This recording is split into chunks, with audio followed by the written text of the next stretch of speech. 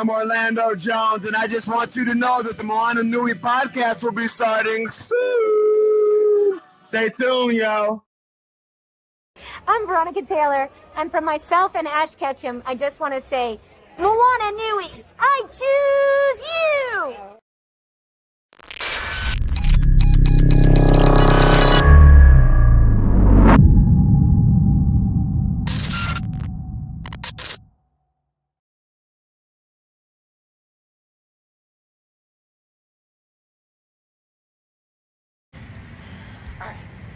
Okay? I don't know where to look. This is Colleen O'Shaughnessey, best known at my house, of course, for being the voice of Tails in the Sonic cartoons. And so if you guys want to come on and ask questions, and then I'll take a turn in a moment.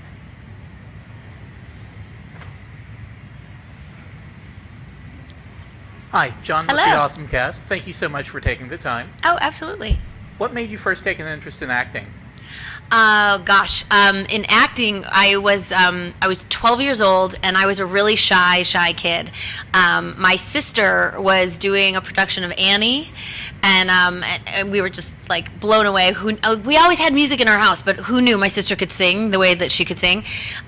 So she was doing that, and then we were all doing this Lathrop Youth Theater production thing, and she was in that, and I was in the orchestra playing my clarinet, which, don't get me wrong, I loved playing my clarinet, but she was having way more fun than I was. So I auditioned for the next musical, which was Fiddler on the Roof, and that was it. I was hooked. So I did plays and musicals and all things all through high school, and then I went to the University of Michigan for musical theater and psychology, and then I didn't want to do either one of those things, and I didn't know where I was going, but I was determined I was going to finish, and I always just did voices. And so somebody came up to me after class one day and said, you should do voiceover. And I went, it just didn't occur to me that was somebody's job. I always watched cartoons. I always did them around the house. And 25 years later, here I am doing voiceover. So. Hey, Colleen. How you doing? Hi. I like your Robotnik. Thank you. Yeah, I was going to say, I'm obviously a big fan. I like it.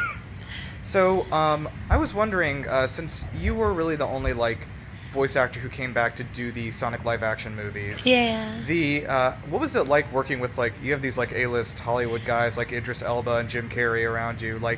Is that did you work with them ever on set or anything? I did not get to work with them. They did all of the live-action stuff first. Mm-hmm. And I didn't know Idris was going to be Knuckles until everybody found out. When he was announced, that's when I found out. I did get to work with Ben Schwartz, though, and that was amazing. We were not in the same room. It was still very COVID-y. I was in my closet in Burbank. Right. He was in Vancouver in a studio. Director was in Hawaii because I think they were still wrapping up some of the on-camera stuff.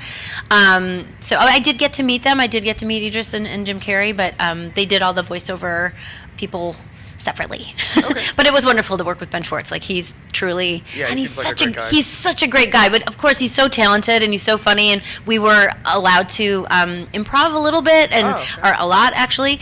So it was great. So just to have that, I have a not nearly as extensive as his background, but I have a background in improv as well. So it was really, what a great improv partner to have is him. So yeah. Thank you. Thank you. Is that my phone that's making all that noise? I thought I turned it off. Sorry. Hi. JB versus the world. Hello. Hi. You have an absolutely legendary career. Oh, thank you. All-time great. Off all the characters you've done, which one resonated with you the most and why? Oh, gosh. So many of them. I feel like so many of my roles are every time you are fortunate enough to get to do what I get to do whenever I get cast in something, I feel like you kind of, as an actor, you have to kind of bring some of yourself to every character. If there's one that I identify with the most, maybe Sora or Jazz Fenton from Danny Phantom, because I'm a mom. I knew I was going to be a mom my whole life. I felt like that was something I was meant to do, and both of them are so nurturing. They take care of everyone around them, and that's their thing. Jazz is everyone's big sister. I'm going to go with those two. Thank you. That's such a hard question. Good afternoon. Hi. Jay with the Lookout Anime Network. Throughout the years, playing as Sora through various decades. Yeah. What have been some of your favorite moments acting as the character? I've been a big fan of yours in Digimon since I was a child. Yeah. So here as a grown man, being able to also ask just about your favorite moments, it's pretty awesome because, I mean, even through the movies that have been released over the years, you've been able to reprise that character again. So. Which has been so amazing to be able to come back to a character after, what was it, 15 years or something? That was crazy. Who gets to do that? You know, it was so great. What was really unique about Digimon for me, Digimon was my very first anime, and I had no idea what I was doing when, you know, I was like, beeps and like there's so much technical stuff with anime and dubbing. I had no idea what I was doing. So the on-the-job training was, I was so like exhausted after those sessions because my brain was just like working constantly. So what was so beautiful about that to get to come back to that character is, she's grown up, but so have I as an actor. Like I have now this library of anime that I've worked on, and so I'm obviously certainly way more comfortable working on it. And so she's grown up and I've grown up. It's sort of like we grew up together.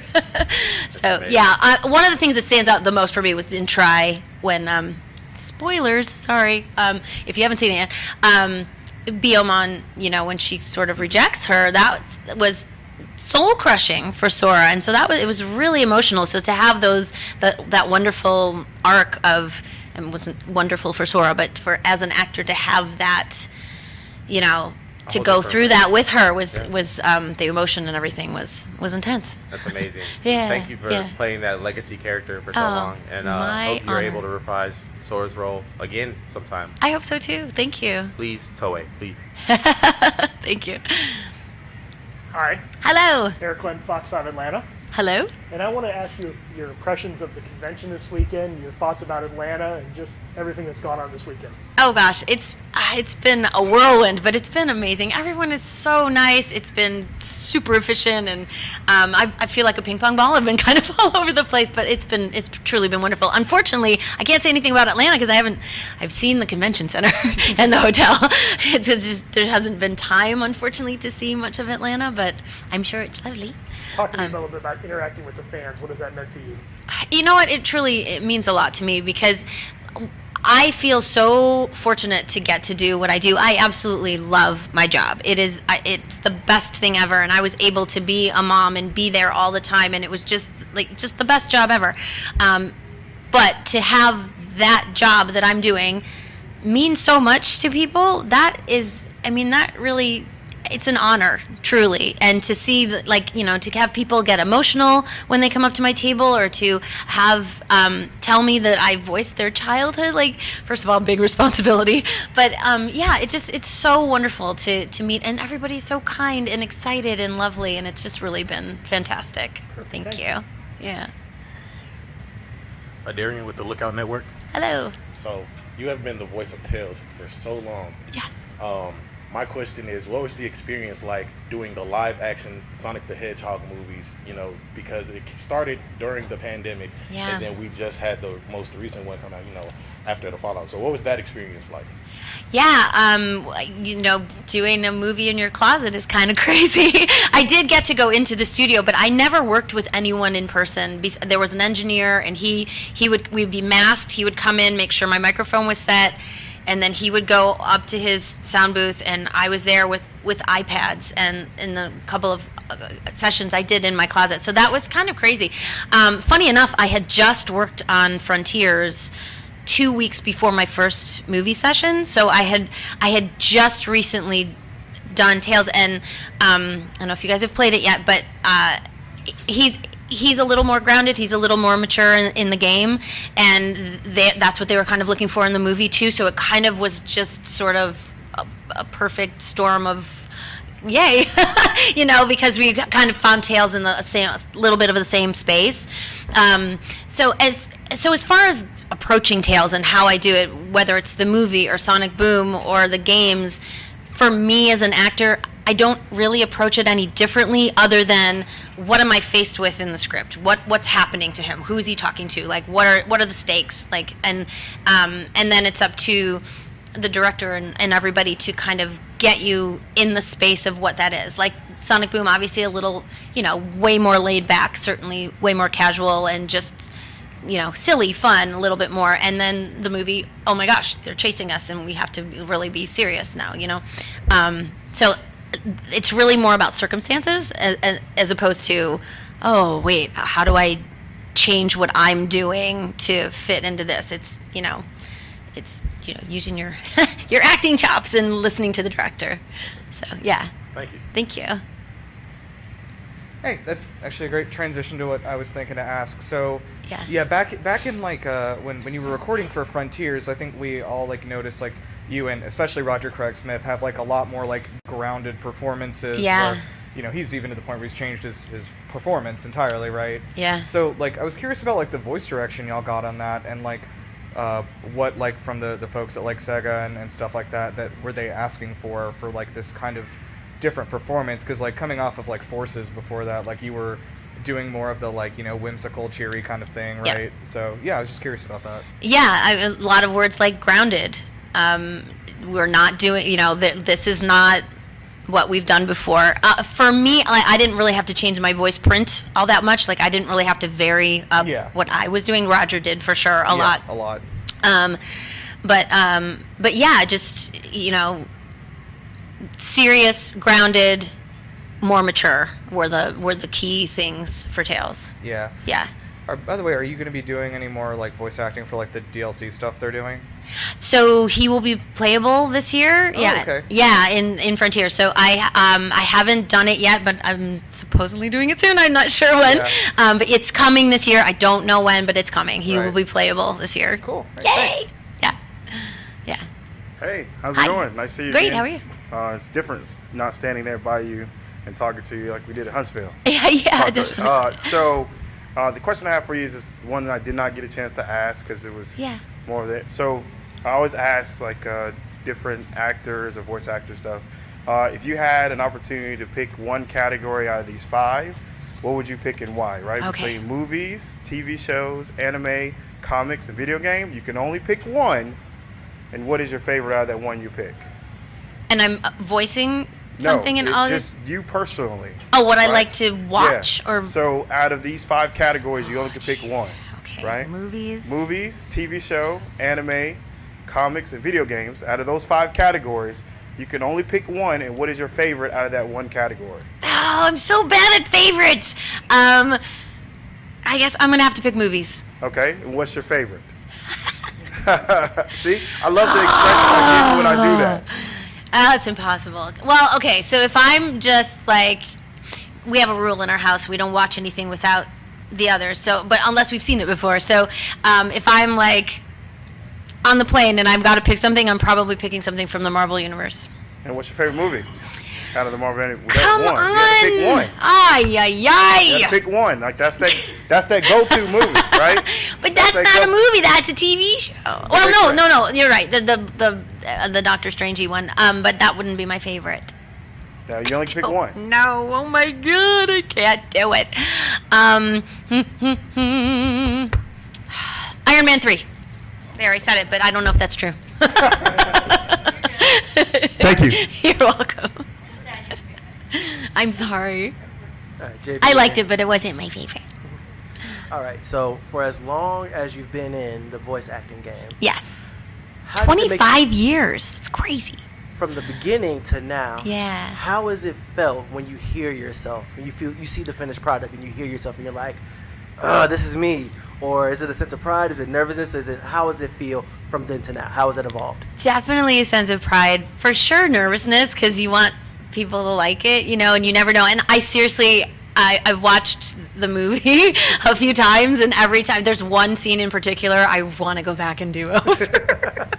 I'm glad they liked it and whatever, but I'm like, no, I could have done that differently. It's still kind of crazy to see an animated character and hear my voice coming out of it, and it's so it's funny because my kids can always pick me. I've done additional voices on several movies, and when we go, like, they can pick me out always. But yeah, no, it's really cool. I'm so lucky to get to do what I do. It's pretty cool. All right, thank you. This gentleman's going to be our last question asked. Sorry, Okay. Okay, so real quick, only child until I was 12. Then Okay. a boy, a girl, and then a set of twins. So I made them watch Digimon and Sonic and things like that. Yeah. And it's interesting to see what they like. So your children, are they a fan? Do they become fans of your shows since you've done so much? And like, what shows of yours do they like? I'm trying to think. So my son was was pretty big anime fan, but not a lot of my shows, which I found really funny. I'm trying to think of. They really liked Sonic Boom. Some of my stuff wasn't age appropriate yet for them when I was doing it, so I didn't let him watch a lot of the anime just because he was kind of a crazy kid, and I was like, I don't need you to be a ninja now. I can't no, I'm sorry, you can't watch that one. I just, boundaries. But he definitely now appreciates it, and I think he's read all of the Naruto manga, but he doesn't love to watch it. My kids, both of them, are pretty critical.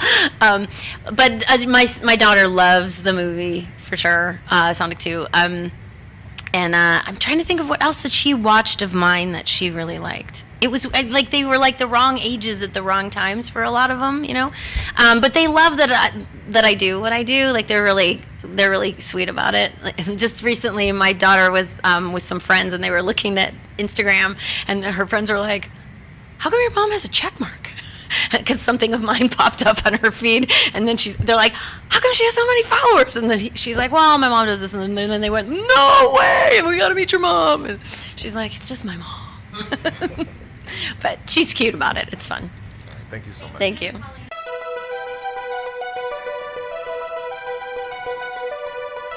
You need major life realignment. Okay.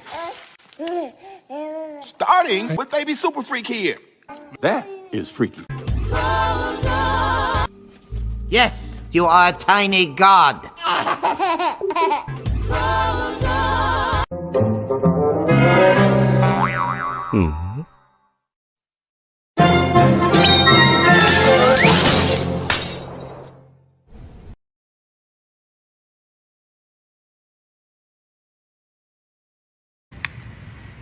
Okay, this is Miss Michaela Jill Murphy, also known as Jessie Flowers. Her most notable role, although she has had very many, and she's a musician, is Toph from The Legend of Korra. Avatar: The Last Airbender. Avatar: Last Airbender. Same thing. See, it works. It's all the same. You're good. No, I was still a teenager, so no. They indeed cast an adult to play her as a grown woman. Although I did voice my own daughter for an episode in a flashback moment, so there was some of me sprinkled in there. But yes, mostly just Toph in Avatar the original. So yeah. Question away. Hello, sir. Hello, John from the Awesome Cast. Thank Hi. you so much for making the time. Of course. What made you first take an interest in acting? I think some people, say that you just are kind of born with the desire, born with the creativity, not really sure. But I definitely feel that was me. I was allowed to be very creative. My mother was very supportive and very sweet from day one. But I loved music. I loved dressing up. I loved clothes. I loved fashion. I loved dancing. I loved singing. My mother will tell you that I technically started singing before I could talk. I was humming to things and kind of following the melodies. So I just liked performing arts in general. And so I think around 4 years old, I was in Los Angeles at the time, and everybody kind of gets into it if they're at all interested in it, especially at that point in time. So a friend of mine was in a commercial, and I said, "Hey, that looks fun. Okay, let's try that." And my mom put me in a musical first. She was like, "Before we get headshots, before we try to find an agent, before we do all this crazy stuff, let's just make sure that you actually like this stuff." And so she put me in a musical in a local community production, and I very much had the bug. It bit me hard, and she was like, "All right, let's do it." So we got headshots done, and I started off in commercials. That was kind of the avenue through which I found voice acting, which after a couple years of commercials, I started voice acting because I went through an awkward growing phase, and my agent was like, "Hey, we have this new department called, youth voiceover, just specifically for kids. Let's give that a shot." And then the rest is kind of history from there. So I think I just liked performing. I liked feeling also like an adult when I was younger, not like completely grown up, but in adult spaces. I was like, I want to be in a room where things are happening, in the room where it happens, with just people who are connected to the world and like making real money and like making real art, not just at a school in a room where like nothing is really connected to the rest of the world. So yeah, I don't know. That's how it got started. So yeah. Hello. Hey. Awesome answer. Just make sure. No, I don't really need the mic. But Glenn Malone with Complete Nerd Authority. So the question I have for you is, what was your experience with Last Avatar? How was that for you? My experience with Avatar: The Last Airbender is kind of crazy. I feel like it's similar to a lot of people who have watched it, because a lot of us remember seeing it when we were younger, and then, like 15 years passed, they put it on Netflix, and now we're all loving it again. Yeah. So it's kind of been that way for me. I was 12 years old when I voiced Toph, or 12 and 13, I guess, and so I've grown up technically, chronologically, like where Toph would be age-wise now if she were real and alive. So I feel like I've grown and changed a lot. I went to college. I changed my major. I've dated a lot of people. I've broken up with them. It's just been woo. And so it's been lots of life changes. And so Avatar kind of coming back into my life and coming to, events like this, MomoCon, and just lots of anime conventions around the country, hopefully soon the world. Hello, internationals, bring me. I will come to you. It's been just weird reflecting on like how much I've grown, and then seeing that the show is still just as good, but picking up on lots of different things that maybe I didn't when I was a kid. So kind of absorbing more of the adult themes, appreciating the family-friendly ones still, and just appreciating the really good storytelling. I ended up majoring in screenwriting. In undergrad, I went to Yale University. I thought I was going to be a doctor, and so I can really appreciate the arc of Zuko and just the brilliant writing that Mike and Brian did. So I think I just have a newfound perspective and appreciation of it. And back then I enjoyed working on it at the time, but it was very simple, and that's what makes it kind of nice. It wasn't like going into work being like, wow, I'm working on this Nickelodeon show. It was just like, oh, we all get together, every other Tuesday, record our little bits, and then we see each other the next time. It was, we didn't have Instagram yet. Nobody had an iPhone quite yet. It was just a different little nugget in time before I feel like the whole world was just hit with like YouTube and Facebook and iPhones, and it all got crazy. So it's like it happened like right before that, because 2008 was like I think when the first iPhone came out. So yeah, that was like season 3 coming out. So it's like the timeline in my head is like that was before you had to have a following. It's like that's kind of where my head is at for that stuff. But yeah, I guess that's kind of my journey with it. Hello. Hey, my name is Nirav. GameLuster.com. Cool. First of all, I'm sure I am the first person to ever say this to you, but I love Avatar. That's good. So yeah, it's probably my favorite just thing that exists of all the things that there are. Mm-hmm. But I was curious, after all this time, and there's been that resurgence for this fandom the last few years. Yeah.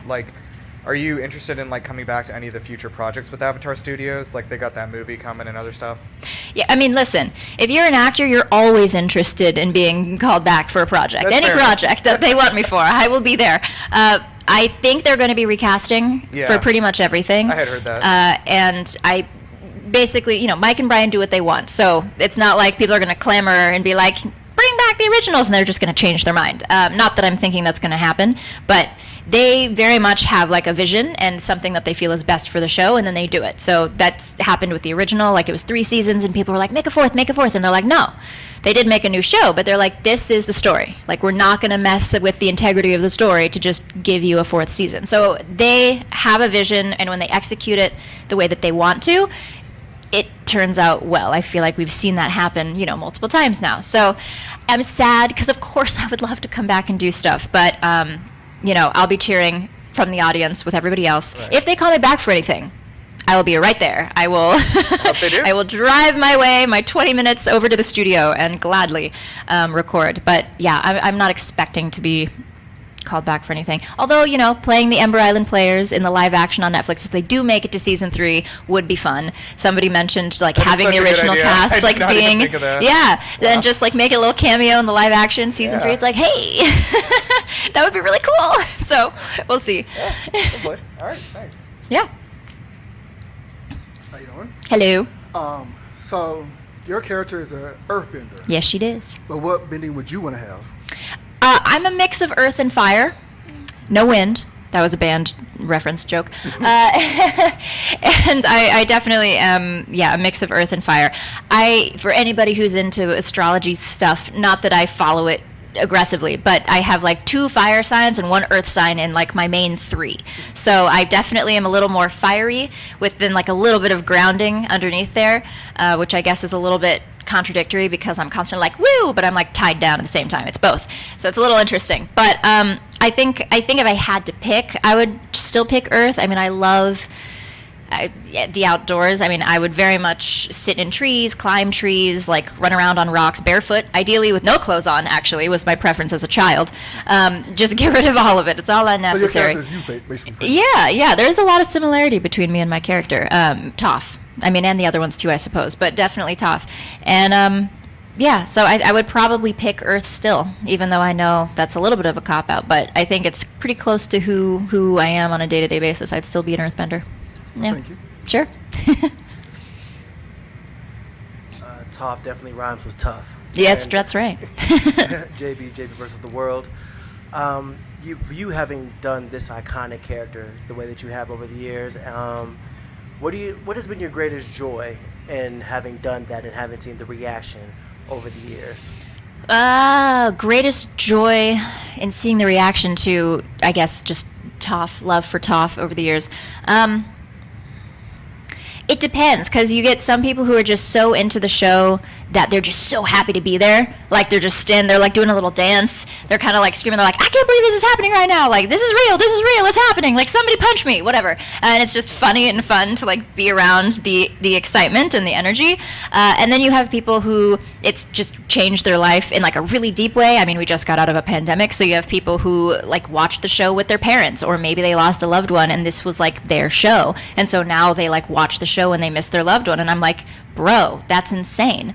And so cool that this show can be both of those things. It can be such a source of just like unbridled joy, but also be such a comfort for so many different reasons.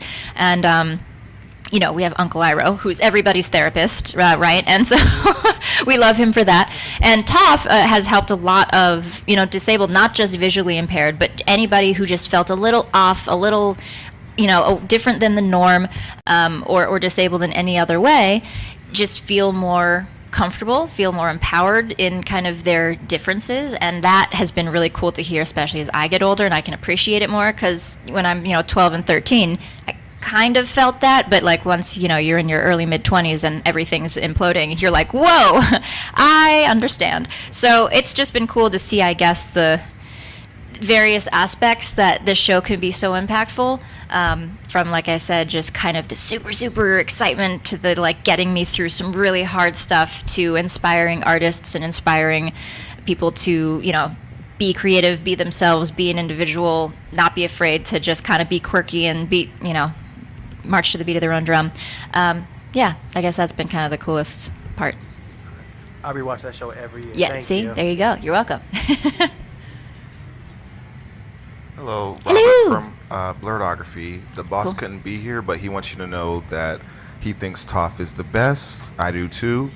Dope. But I have a different type of question. Okay, hit me. So I know you went to Yale and I did focused on writing. So, and I also saw that in 2021 you released, you wrote and directed Stalgia. Yeah. Yes. Okay. So what challenges did that pose for you? Yes. So I, in COVID, wrote and then directed, put together my first short film called Stalgia, which is short for kind of like nostalgia. That was the aim. And it was basically just a project to finish. I put intention in it, and I wanted it to be good, but I have a hard time, as many who are perfectionists can probably relate to, just finishing things, because I know it's not where I want to be.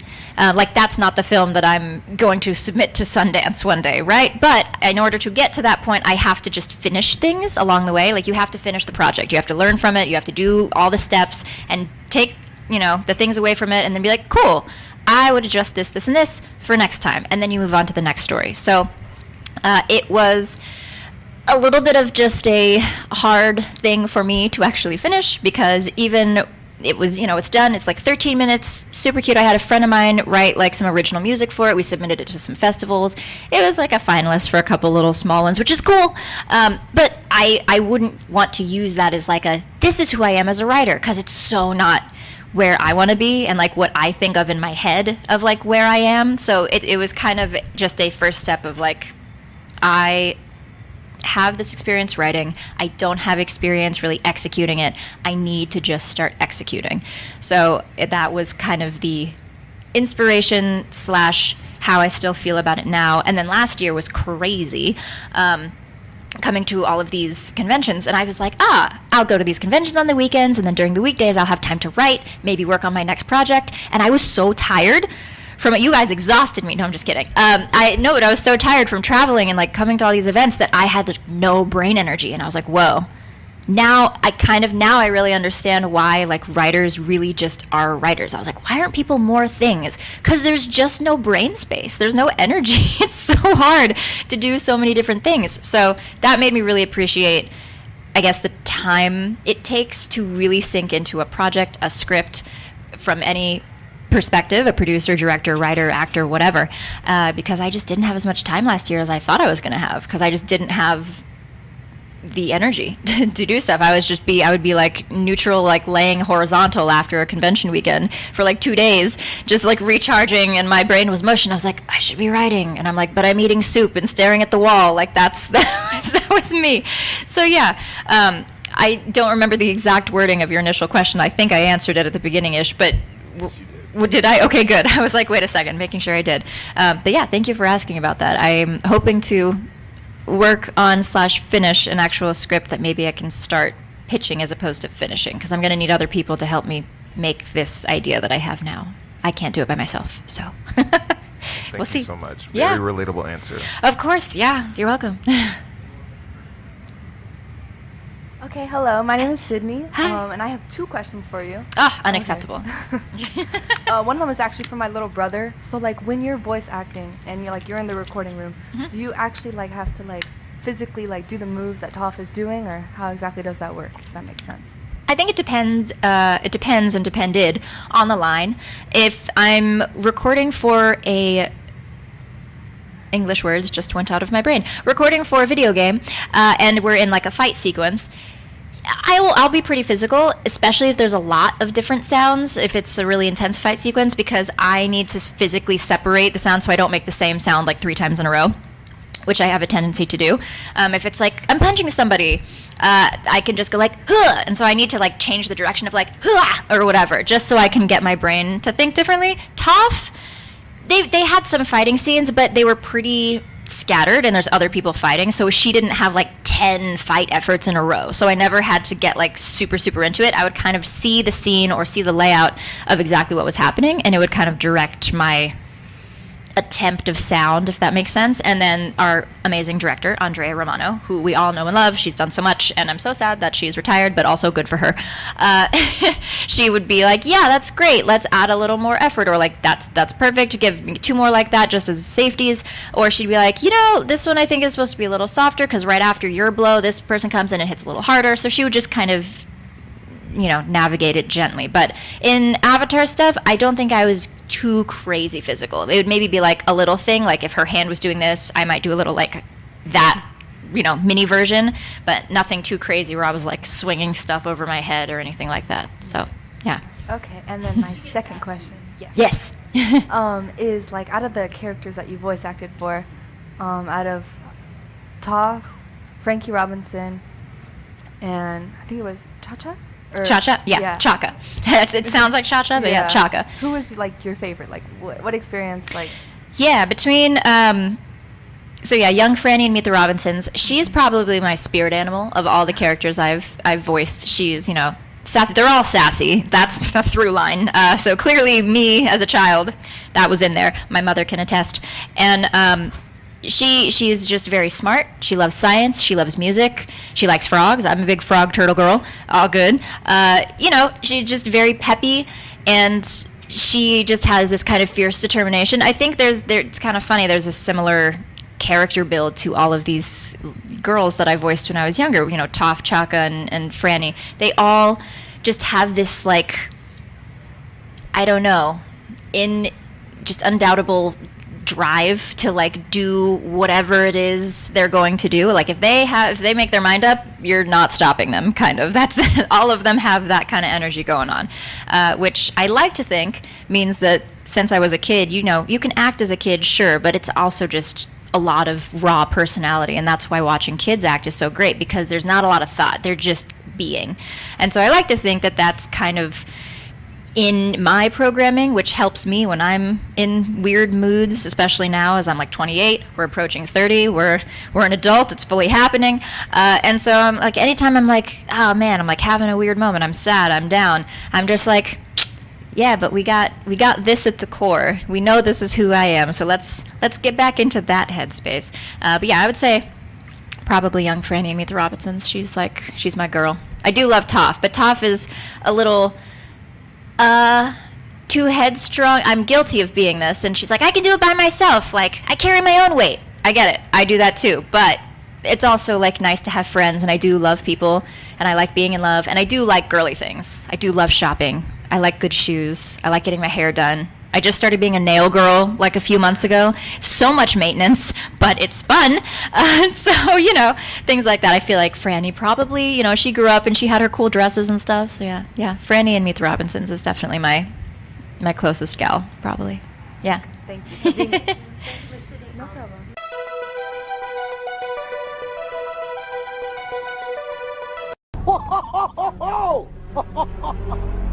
Who is this? I don't know. He's glorious. I mean, he's just like you, but way better. Way better. Thank you. No, it's not a compliment. I wouldn't touch him if I were you, buddy. You don't think I should touch him. You don't mind this, do you? Because I'm your buddy, too.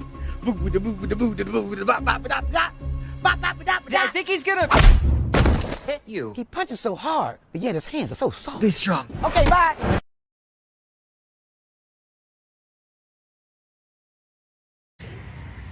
And this is Aquarius Taught Me Cosplay, who has created all these wonderful cosplays and will be ready to answer any questions from all of you lovely people. Thank you.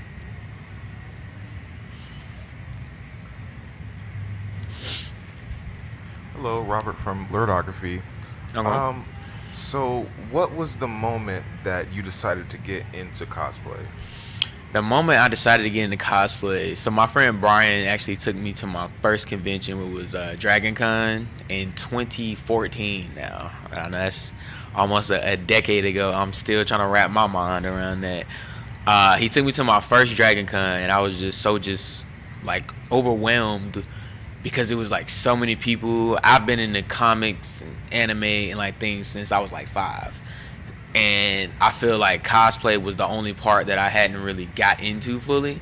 So when he took me, like just seeing all of these great people, and they made like a whole bunch of this dope stuff, like they crafted all this, and in the back of my mind I'm like, how have I not been doing this for the past few years now?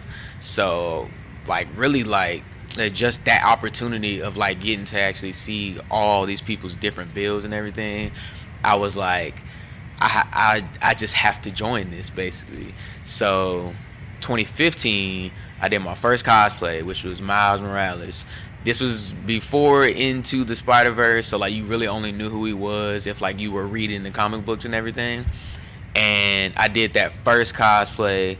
I climbed up on top of one of those statues that's in front of the Marriott, and I was taking like just some posing photos for one of my cousins.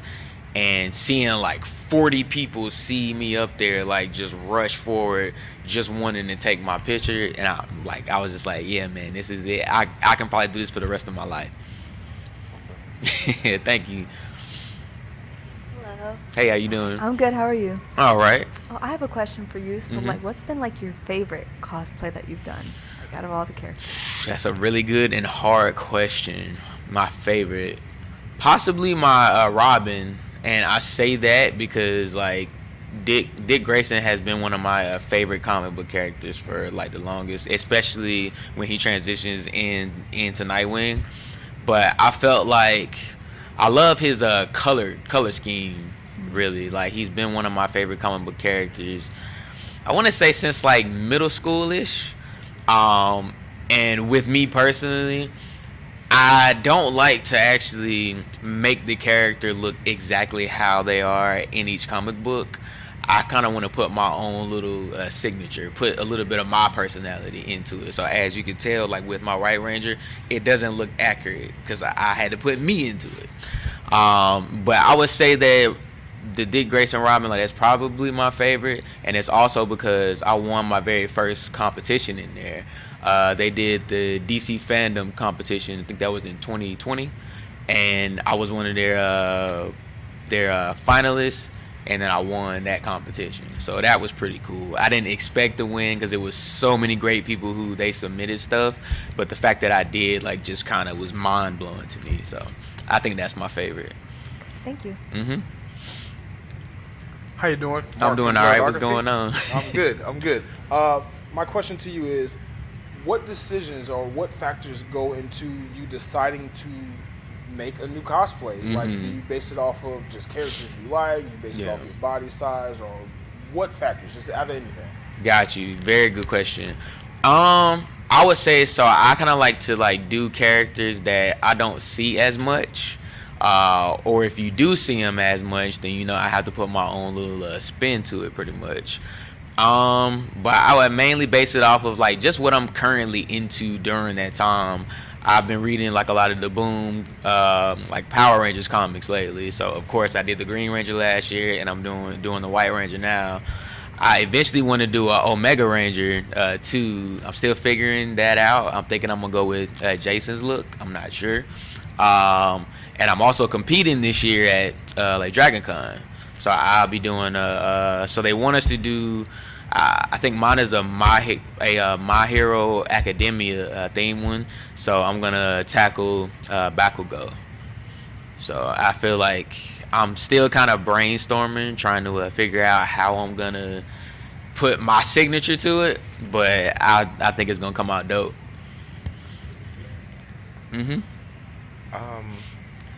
Do you have any like cosplays that are, you know, maybe uncomfortable, but like you wear them anyway, you know, kind of like a pain is beauty, beauty is pain type of thing? Yeah. That's a really good question too. We were actually talking about this last night. I don't know if I have one that's like so uncomfortable that I can't be in it for like 5 or 6 hours, but the armor does kind of like weigh you down some, especially since some of my pieces are like 3D printed. I guess it's because there is so much movement, because you're walking like back and forth to like panels, or you're going down to the floor and stuff. So having these weights on, like, it does kind of get uncomfortable to where like by like maybe 10 o'clock, like I'm ready to come out of the whole thing and I'm in a onesie for the rest of the con. But I can't think if I have one that's like really too uncomfortable to where I wouldn't really be in it too long. When I cosplayed Cloud Strife, my sword, so I did it like pretty accurate. I think it's like a 6.5 to 7 inch long sword. Yeah. I think I printed it. I 3D printed that with about 20% infill, so it added like some weight to it. So I'm carrying around like this all day. So when I'm done, like my shoulders are like done. But I can't say that I have one that's like I can't be in it for like too long though. Thank you. How long has like your the period between like getting the cosplay done and like wearing it? How long does that take? It depends. That's a good question too. If it's more like a like cosplay where it's not too much armor, kind of like with my Cloud, I didn't have to really build too much armor. I think I just did like his arm, and that was it pretty much. Really tackling the Buster Sword took the longest. I think it took me about 3 weeks to like get it printed, sanded, filled, primed, painted. But like your average like armored suit that I do, I would say it probably takes me about a month and a half, maybe like 2, just to get it designed, crafted, and painted pretty much. Okay, thank you. So you've been cosplaying for a while now. How many doors and opportunities have presented themselves in front of you because you've been into the cosplay world and actually kind of made a name for yourself? Really good question. Man, let me think if I can think of the list. Okay, I mentioned the DC fandom competition. That was insane. I was fortunate to where I was able to work with Marvel back in 2018, I think it was. Yeah. I'm trying to think of the opportunities. Being here at MomoCon, like, this is the first time that I've ever been like excuse me. Thank you. Like a cosplay guest here. So many things going through my head right now. I'm trying to think. That's a really good question though. Like, just so many fans, really. Like, I have made friends from this, really. Like, really close friends that I've been cool with. Some 14 years now, some like 5. It's just been like a really wild yet fun ride, and I'm just looking forward to like what it takes me into next, really. Okay. So, besides cosplay, what are some other ways that you like to geek out? Going out to the movies with friends is probably like a really big one, because we're into like, you know, like the science fiction type of stuff. Other ways that I geek out, coding my 3D printers, like that's another good one. Which I'm sure that might be Chinese to some of y'all, but it's a lot of mathematics in there, and it's funny because I hate math, but I love it when it comes to like crafting things like this, pretty much. Other ways that I geek out, going out with like family, like we like to go to like arcades and like things like that. Gaming for like really long hours, whether it's just me or it's online, like with a lot of my close friends. My dad is like a huge pinnacle for like all that type of stuff. Unfortunately, he is no longer with us. May God rest his soul. But that man put me onto a lot of the video games that I play now. This might show my age a little bit, but the first game that I ever played with him, well, the first 2 actually, Doom on Windows 95. So that'll give you an idea of how old that I might be. And Super Mario Duck Hunt on the first Nintendo. That's where it started at. And now I still have all of my consoles, from those to the Sega Dreamcast to the PS2. Like, I hold on to all of that. Currently, I'm on the PlayStation 5. What am I playing? Jedi Survivor. Yeah. Yes, and Cars too. You know it. So I have an interesting question for you because of how the cosplay community is, and this is a huge debate in the cosplay community. Got you. Do you buy your cosplay or do you make your own? Me personally, I don't have a problem with people who they buy it, or if you make it yourself. Me personally, I make my own stuff just because, like I mentioned earlier, I like to put my own signature to it. I have friends who they do both. When it comes to the suits, I actually purchase those and I just build the armor over them, pretty much. I personally feel like that it's more fun to build it, but I understand like that there's some people who they might not have time for that, or like they might feel like that they don't have that artistic skill set, really. So it's up to you, really. As long as you're in something, you're having fun, and you're comfortable, then you're a cosplayer. Hi. Hey, what's going on? Nothing much. So I just had a really quick question for you. Okay. You mentioned you were going to Dragon Con. Definitely. Do you have already your cosplay that you're going to be wearing, or are you still working on that? I don't. So I know what I'm gonna be doing. It's Bakugo from My Hero, but I'm currently in the like planning and the designing phases, because I'm like trying to like pay, like I guess you could say pay respect to how he looks now, but like I always say, put my own signature to it. So, and it's kind of hard because it's like so much to his build, but I think I'm gonna come up with something great though. Awesome. Thank you. Yes, thank you. Okay, so I love the Gold Ranger. Thank outfit, you. of Thank course. you. What's your favorite Power Ranger or Super Sentai? I would say my favorite has to obviously be Tommy. Since I was a kid and seeing him like dog walk the entire Ranger squad in the Megazord, I was just blown away. That was one of those childhood moments that you will never forget. And I was like, yeah, that's my favorite right there. And I tell my friends all the time, if the younger me could like see me now, like he would just think that I was cool as hell. Because that's been my favorite Ranger for, I'm 32 now, yeah. So that's been my favorite for 32 years now. Okay. And follow-up question. Okay. How did you come up with the name Aquarius Taught Me? So it's actually like, all right, so a lot of what I do, there is some that I like go to YouTube University for, as we call it. But there's some that I was kind of like self-taught in, to where it was really just, I'm the type of person where I hate to read instructions. If I'm putting together like furniture, then it's like, I know I have the instruction there in case I need the reference, but I want to figure this out for myself pretty much. Sometimes it pans out, sometimes it doesn't, and then I have to go to the instruction booklet. But like I stated, I will go to YouTube for certain things, but I like that whole trial and error feel basically. And I feel like I didn't really want to just use my government name and then say like, you know, Keenan taught me. That's a little weird to me. So I was like, I'll go with my zodiac sign. Like that sounds a little bit more creative, I guess.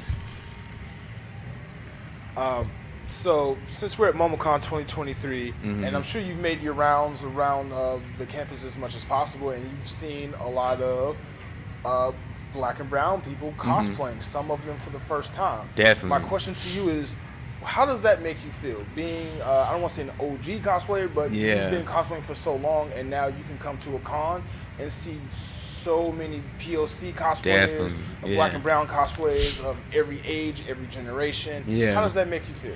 I mean, it feels amazing just because like you don't really see like people of color like really get too many opportunities, I feel like, when it comes to this kind of stuff. So like, you know, seeing us spotlighted, that'll always be an amazing feeling for me. I had a guy come up to me before I came up here actually to my booth, and he dang near made me cry because he was saying how much I inspired him to like build his first Power Rangers cosplay. And you could just tell like just from his tone and like just the look in his face how much that meant to him. And like seeing him like that made me emotional. So I hope that answers that question. Like I just love to see us thrive, man, especially in things like that we're passionate about. Like it's just beautiful.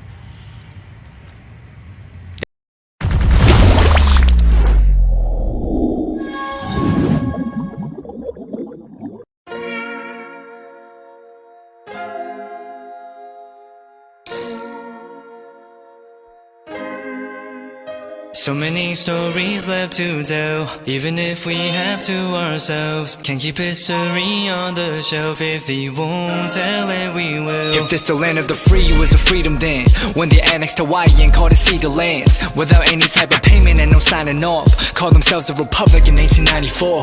1.2 million acres overtaken from the native Hawaiians. When they resisted, the West retaliated in violence and erasure. The Hawaiian language is banned as part of colonialism's plan to expand, yeah. Stuck between a rock and a hard place. Multiple bombings of Kaho'olawe Bay as a part of their ongoing war with Asia. Used it as a place for target practice. No consent or compensation. Colonizers call for annexation. No regard for all the locals. School will never let you know. So many stories left to tell, even if we have to ourselves. Can keep history on the shelf. If they won't tell it, we will. Too many stories left to tell, even if we have to ourselves. Can keep history on the shelf. If they won't tell it, we will. We will. So if we put Hawaii into perspective, well, Black and Asian history is interconnected. Considering the fight with the Pacific, then of course. Versus Asia, they was treated as a middleman for war, but didn't let the Western colorism run its course. Cause dark skin was a sign of dignity to core. The land was taken in the name of capitalism, when prior to it was an actual kingdom. Clap back at the system. Stuck between a rock and a hard place. Multiple bombings of Koholave. As a part of their ongoing war with Asia, used it as a place for target practice. No consent or compensation. Colonizers call for annexation.